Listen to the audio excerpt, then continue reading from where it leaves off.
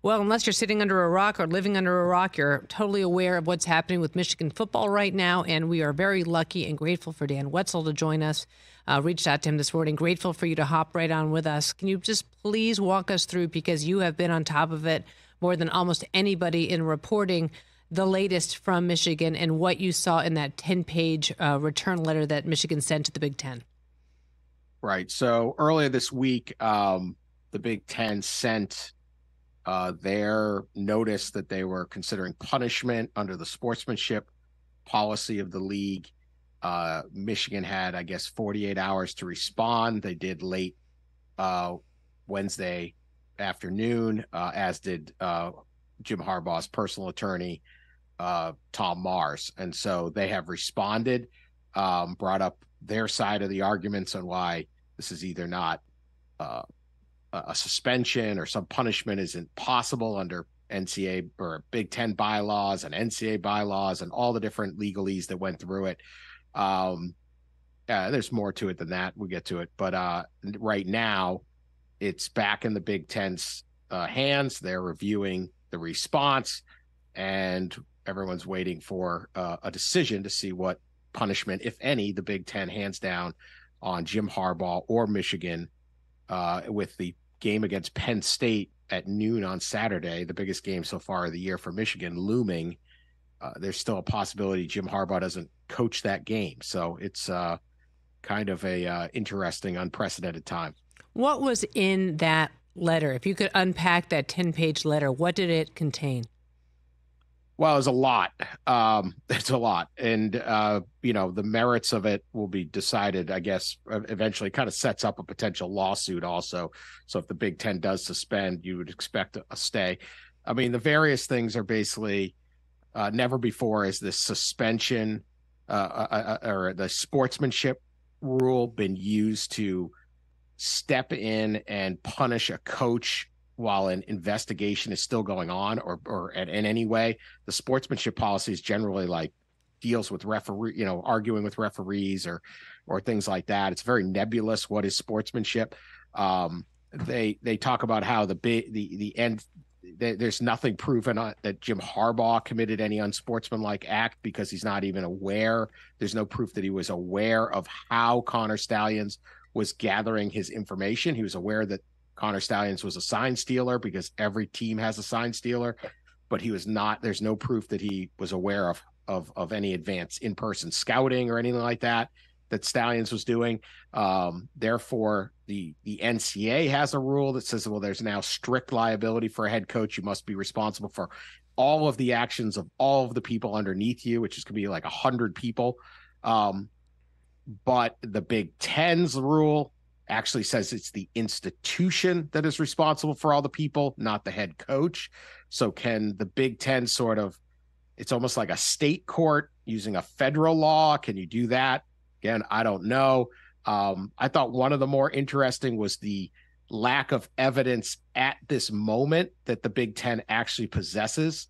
The NCAA, it seems, is not able to hand over anything that they have found on this until after their investigation is complete, which it is not. So all that really these letters suggest the Big Ten has are some ticket purchases and some really nothing really impactful at all that would suggest even, I'm not sure, or they certainly don't believe, and I'm not sure you could even say Connor Stalions violated a rule based on the lack of evidence that the Big Ten possesses right now. So Michigan is sitting there saying, look, this investigation isn't even complete. There's been no conclusions. There's just allegations. We aren't fairly able to respond to what evidence is out there because you're not presenting it to us. So give us the due process. Let this play out. Don't suspend us now. Now, again, there will be evidence that would certainly show Connor Stalions did something, but at this moment there isn't. And so they're arguing the Big Ten is kind of jumping the gun and trying to get this done too soon.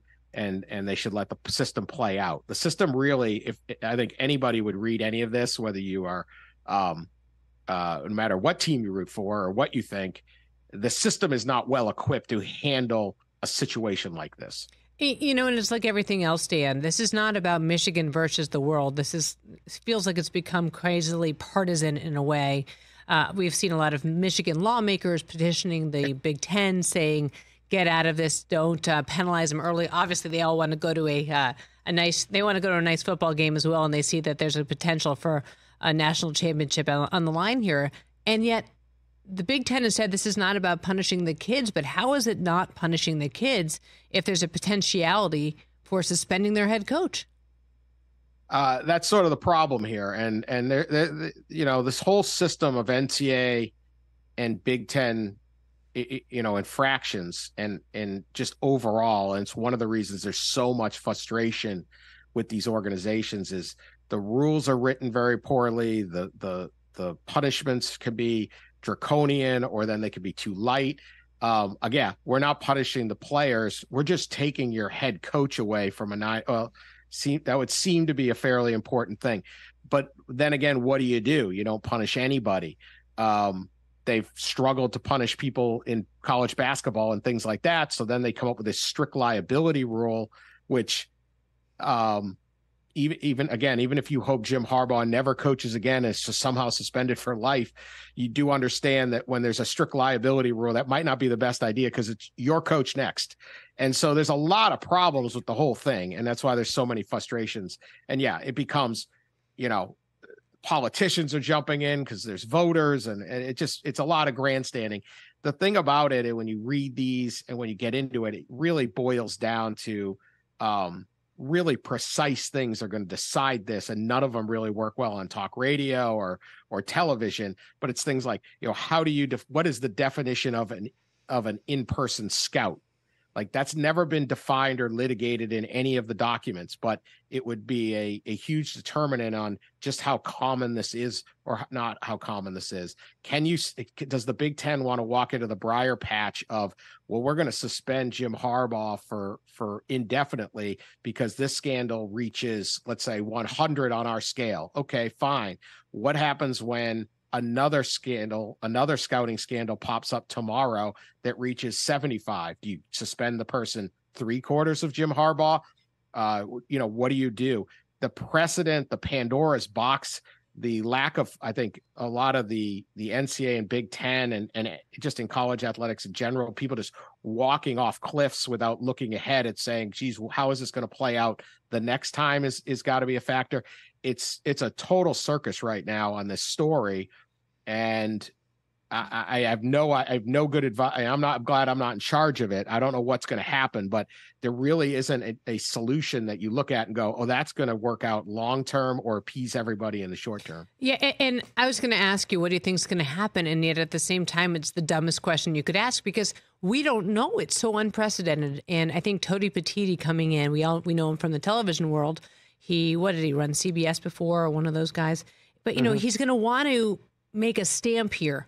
But boy, the rush into making that stamp could be deadly for him and his legacy, and also for that of college football, because if our whole country is built on due process and innocent before proven guilty, and there's nothing tying Jim Harbaugh, and again, I didn't go to Michigan, people, relax, sit down.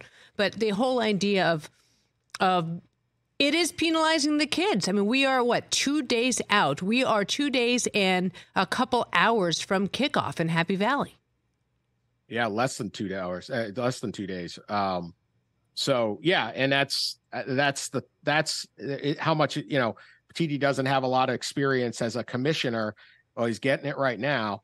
And it's not easy running these organizations. And it's more than just how much TV money we can get or whatever you would do. So there's just a lot of concern going forward on how it all plays out. And it's very complicated. And a lot of what works, again, in the public sphere, or even what the other coaches and administrators are hearing, they're not thinking through, general ethics, the precision of law, precedent, all these different things that a commissioner has to. And, I think, like I said earlier, the one thing that is clearly obvious, no matter where you stand on this, would be this system doesn't really set up well for anyone to do what they're trying to do. So, maybe they can do it, but it just doesn't work right now. And I'm not so sure the best solution would have been like, hey, we got to rewrite this system, but right now we can't do anything to Jim Harbaugh. I know that's not going to please anybody, but the system really isn't set up for this. Now, can they do it? We're going to find out. So, Dan Wetzel, what should college football do about this? Well, they should just put headsets in the helmet and not care about this, and then the coaches can communicate. I mean, we're in this narrow path. It's a really weird rule because you're allowed to steal the signs. Okay, that's the main thing. So you're allowed to rob the bank. You're just not allowed to rob the bank this way. You're allowed to rob it all these other ways. And coaches will steal signs off of videotape and then play a team and test their signs and get additional sign information. And then they will share that information with their rivals' next team they play, right? At that point, are you in-person scouting? Are you an in-person scout if you were the first team that has gathered all the information? And you can make a fairly compelling legal argument that you're exactly the same as somewhat the same as Connor Stallion's band of buddies with their iPhones. What's an in-person scout? No one's ever gone through this because this rule got written in 1994, and it apparently there's never been a case since 1994. So no one really knows where we're standing on this. But you can and the coaches say, well, that's just common behavior. We do it all the time. So that can't be a violation. Well, just because it's common doesn't mean it's not a violation. It's common for people to speed. It doesn't mean it's not a violation. So that's not a good excuse. It's so murky and so undefined. And if you can get past I just want this result or I want this result, it's somewhat interesting, but it's also like, geez, this is just a huge mess. And so if you're going to punish this way, do you punish this way in the future? Do you ignore this but accept this? Do you listen to college coaches who are just, I thought Petitti's one mistake was listening to the other coaches in the league. Those are the last people I want the opinion of. It was me. Like, I wouldn't want Jim Harbaugh's opinion on anything going on in Columbus. I'm pretty sure I know what it would be. And I wouldn't want it the other way or anybody else. So who's running this thing? Why, how, where, what thinking is coming up? What's the right discipline? Can you punish before all the facts come in, even though these facts are probably coming in?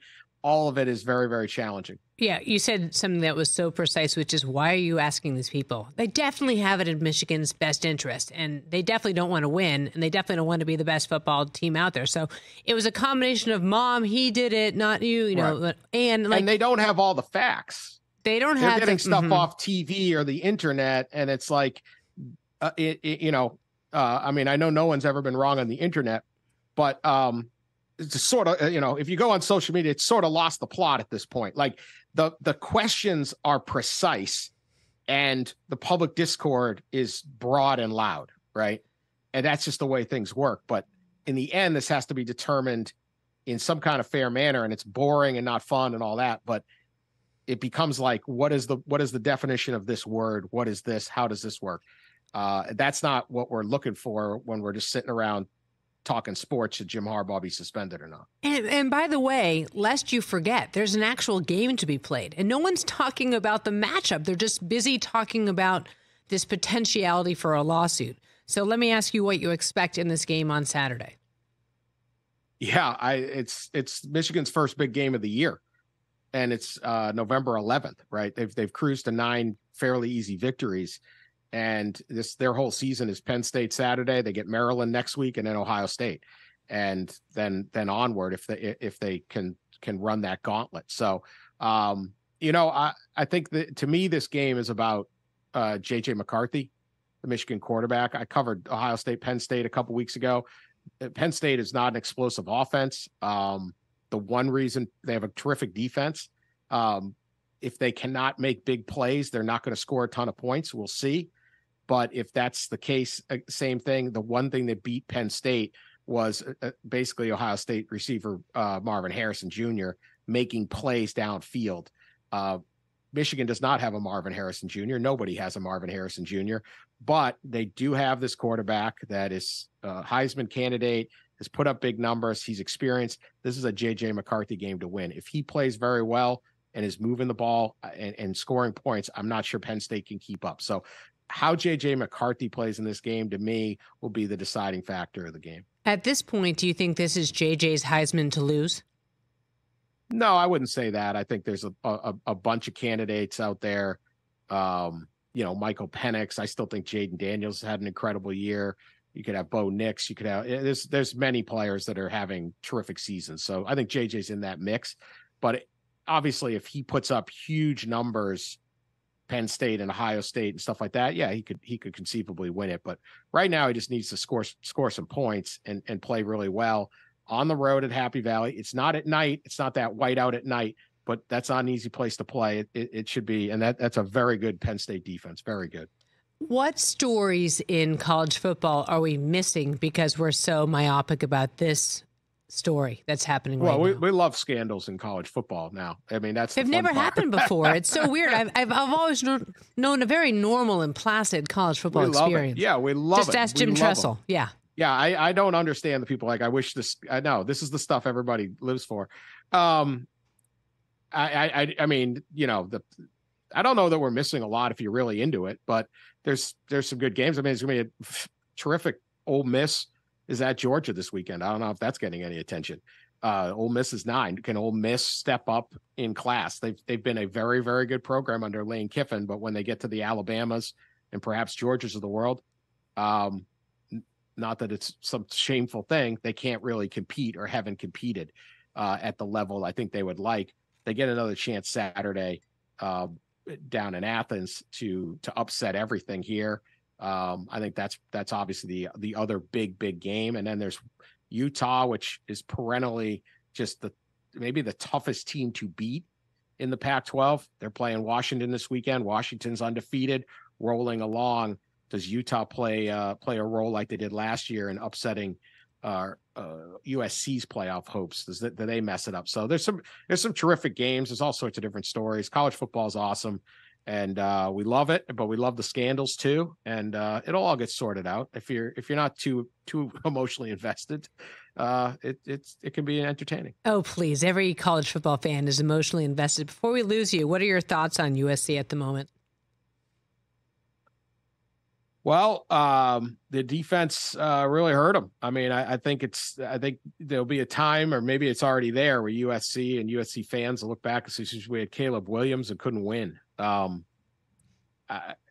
a different scale, I liken it to when Patrick Mahomes was at Texas Tech, and you look back and go, gee, how didn't you win more games? You had Patrick Mahomes. I'm not saying Caleb Williams will be Patrick Mahomes, but this was a terrific football player, and it just didn't quite hit as a team the way they wanted. They were on the cusp of the playoff last year. Obviously, it's not going to happen this year. So I think there'd probably be a lot of frustration, and it's really the defense letting them down.